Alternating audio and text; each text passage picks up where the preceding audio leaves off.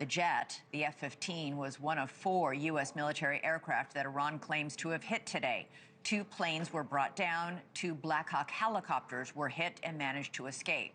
And the regime is hyping this all to its full propaganda potential.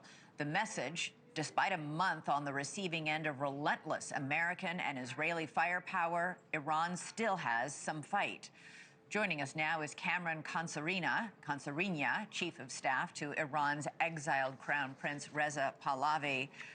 Thanks so much, Cameron, for joining us. Many are calling this a huge propaganda win for the Iranian regime. The Speaker of the Iranian Parliament posted this mocking message today on X, quote, "This brilliant no-strategy war they started has now been downgraded from regime change to, hey, can anyone find our pilots? Wow, what incredible progress. Absolute geniuses."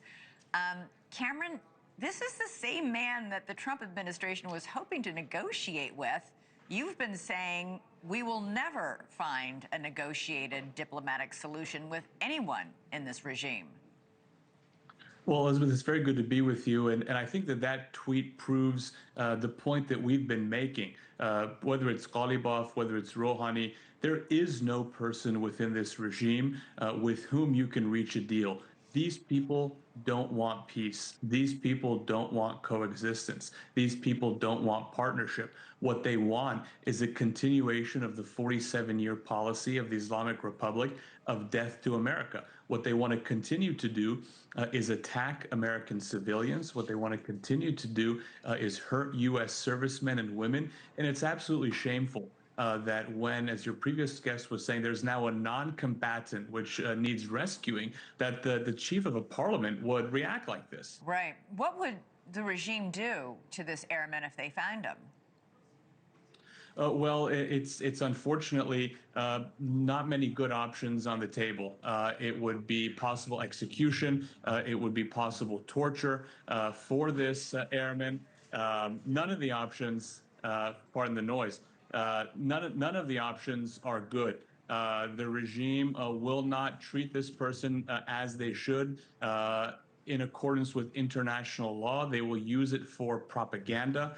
Whatever the outcome is, it won't be good. And that's why it proves once again that this regime simply needs to be eliminated. After 47 years of terror, I think all of us have seen enough. The Iranian people certainly have seen enough. And I think that the United States, whether civilians or military, have seen enough of this criminal regime. We have seen video and images of people running through fields.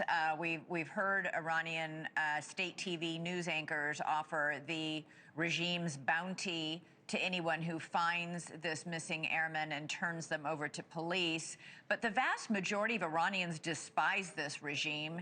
Isn't there quite a good chance that if someone does find him, they will instead help him instead of turning him in?